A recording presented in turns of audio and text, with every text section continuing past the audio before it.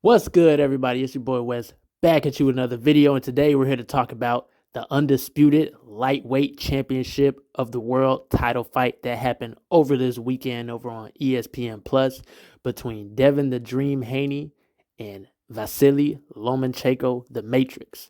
Now, before we get any further into the video, make sure you leave a like, comment, subscribe. Let me know what your thoughts on what I have to say today. And it's just real big in supporting the channel and getting this message out there to other viewers. So, yeah, man. Checkmate. Devin Haney takes it against Vasily Lomachenko by unanimous decision.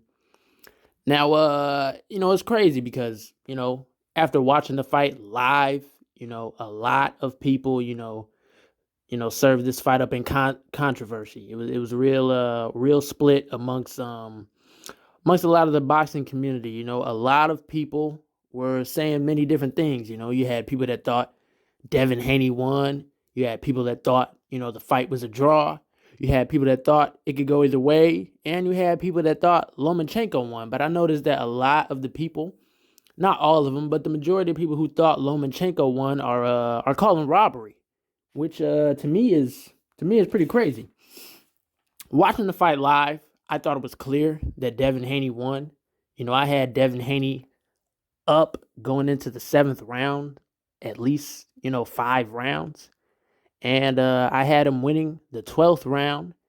And I definitely didn't have him losing every round 8 through 11. I thought he won 8 and 9 watching the fight. No, I thought he won 9 watching the fight. So yeah, I gave Devin Haney at least 7 rounds, maybe even 8, watching it live. So when people were coming back calling robbery, it was a big surprise to me. I thought it was crazy. I thought people were, spilling over sour grapes. And then, a couple days later, just to reconfirm my thoughts, because I thought, who knows? Maybe I'm tripping. Maybe my opinion is warped. Maybe it's wrong. Maybe I need to rewatch the fight and just look at what was happening once again. So after rewatching the fight, I made sure to. I mean, not after rewatching, but rewatching the fight. I scored it. I scored it again, and my opinion really wasn't all that different. Going into like the 8th round, I had Haney up comfortably. At that point, I felt like Lomachenko really only won round 4, and I thought Devin Haney took the rest of the 6. So, in my opinion, I thought that Devin Haney really only needed one more round to win, especially as the champion in a close fight. Usually those close fights either end in a draw, the champ keeps the title, or you pretty much, give him one of the swing rounds and he ends up taking it. I thought Vasily Lomachenko won round 4, upon my rewatch. I gave Lomachenko round 8, round 9. Round 10 and round 11, which, was clear in Lomachenko's advantage. Round 11 was by far probably the best round of the fight for either fighter, and I thought Lomachenko won that very handily. Looking back, round 10 wasn't as dominant as I remembered it for Lomachenko. So I can actually see why some people may have thought he lost that round. Upon a rewatch, it wasn't as dominant as I remember. A lot of his shots were missing, and Devin Haney was putting up a decent fight. But I still gave that round to Lomachenko. I also gave him, like I said, I gave him round 4, round 10, round 11, and I gave him round 8. I gave Devin Haney round 9, barely. I could have definitely saw the argument for Lomachenko winning.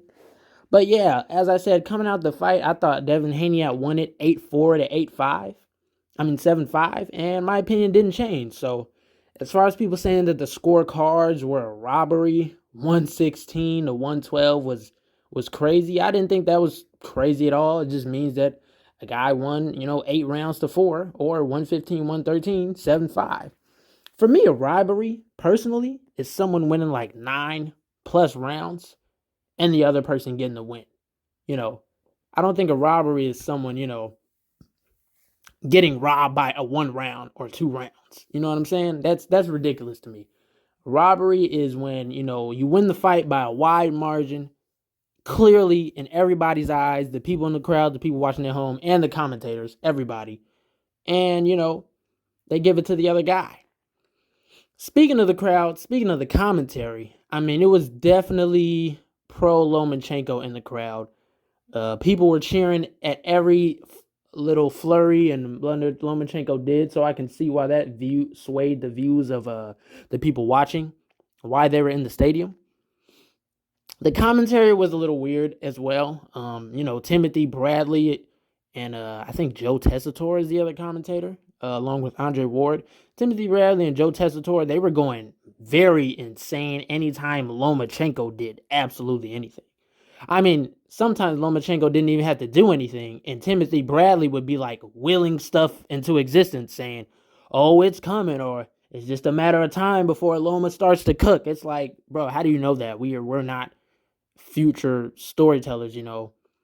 The opinionated stuff is supposed to be left at home for the viewers, not on live TV. Personally, Andre Ward, he seemed to be pretty partisan. I definitely felt like he made an effort to highlight what Devin Haney was doing because the other commentators were a little bit lax on, talking about it.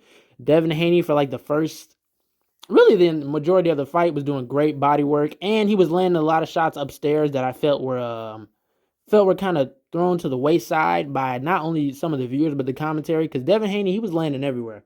Lomachenko, he did good with a decent amount of headshots per round. And yes, he landed some very good jabs that sent Devin Haney's head snapping back. But it wasn't like he was doing that for, 2 minutes and 30 seconds out of the 3 minute round. He landed like two of those per round. And, landing two good punches that look good, in my opinion, don't win you the fight unless you're knocking somebody down or you're almost hurting them. They're clearly dazed and it looks like they're about to almost get knocked out. Like in the 11th round when Lomachenko was overwhelming Haney with some punches, and it looked like he almost fell out. Not almost fell out, but it looked like he was in trouble. There was no point in the fight where either fight really looked rocked or looked like they were gonna go to the floor or be hurt. So there was no significant damage being done as far as I'm concerned that was visible. Overall, man, I think this win, you got to put Devin Haney top 5 pound for pound at least on the list. He's built up quite the resume at 135, and I'm very excited to see what he does next.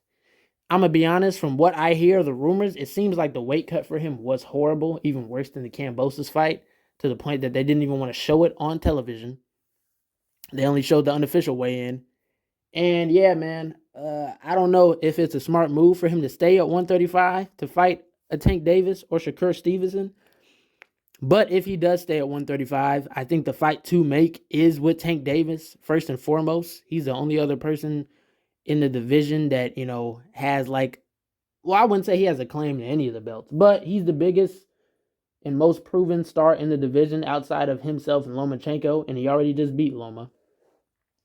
Shakur Stevenson hasn't done too much at 135, but I would definitely agree he is the next best opposition. So if the Tank fight can't happen, then, Shakur Stevenson versus Devin Haney would be great. I saw a lot of people arguing that they thought Devin Haney ran away from Shakur Stevenson, that they ran. But, clearly from the video, you saw Devin Haney was walking towards Shakur Stevenson.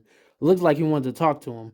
He said, which one, who's leaving, how are we doing this? They were like, we're going to leave you out this way, the opposite way. So it isn't like Devin Haney chose to go that way. He was literally walking in Shakur Stevenson's direction. And he was the first person to say something to Shakur. He said he was number one.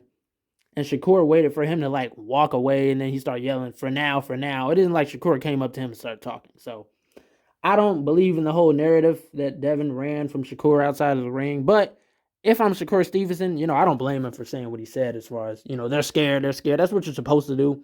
You're supposed to, hype your side up. You're supposed to put pressure on, Devin, especially if you want the championship next. So kudos to him. I thought it was a little lame for him to say that Loma won. I mean, that was his opinion. But, I don't know, man. I feel like if you want a title shot, I don't think you want to hype up the guy that just lost to try to get him a rematch over you. That's just my opinion. And, that may work against him because a lot of people are calling for a Loma rematch. And if I'm Shakur Stevenson, that's the last thing I want. I want my shot at Devin Haney, personally. But that's just me. Like I said, if the Tank fight doesn't happen, Shakur Stevenson would be next on my wish list for Devin Haney. But once again, if Devin Haney has to move up, I mean, that's not the worst case scenario. We have a huge fight between Josh Taylor, Teofimo Lopez coming up. I want to say for the WBO title. Josh Taylor was previously undisputed, but he got rid of 3 of his 4 titles, so they're scattered now. If not Josh Taylor, I would love a fight between Devin Haney and Regis Prograis. That's another tough fight for Devin Haney, and I think both boost his legacy immensely if he's able to win. And I think both of those fights make up if he has to move up and isn't able to fight Tanker Shakur. I think especially a Regis Prograis would be good, because then it would be like it wouldn't for the people, because there's gonna be detractors. You're gonna have people saying Devin Haney's ducking. Oh, Devin Haney ran away from 135. He didn't want none of Tank. He didn't want none of Shakur. He barely beat Lomachenko. No matter what move he makes, he's in a lose-lose situation. But at the same time, no matter what moves he makes, he wins, because he's at a point where people really don't like him. So they're probably going to pay to see him lose. And like I said, there's going to be a storyline no matter where he goes. If he goes and fights Tank, they're going to say he ran from Shakur. He ran from the Loma rematch. If he rematches Loma, they're going to say, oh, he took the easy way out. He already beat this guy. He didn't want any of Shakur. He didn't want any of the Tank. If he moves up to 140, they're going to say he ran from all of them. But as long as he fights a tough opponent, no matter where he goes, I think it's going to be a good move for Devin Haney. But yeah, those are my thoughts on the weekend on the fight. Devin Haney proves once again why he's the king of the lightweight division. He's got some contenders. He's got a lot of options, and he's in a great spot. That's my video for, today. And, I hope you guys enjoyed. Once again, if you watched this far, I really appreciate it. If you really, like the video, liking it goes a long way. Subscribing goes a long way. And hitting the bell notifications so you don't miss any more of this great, content, commentary, is just overall great for you. Appreciate you guys coming by, and have a blessed day. Peace.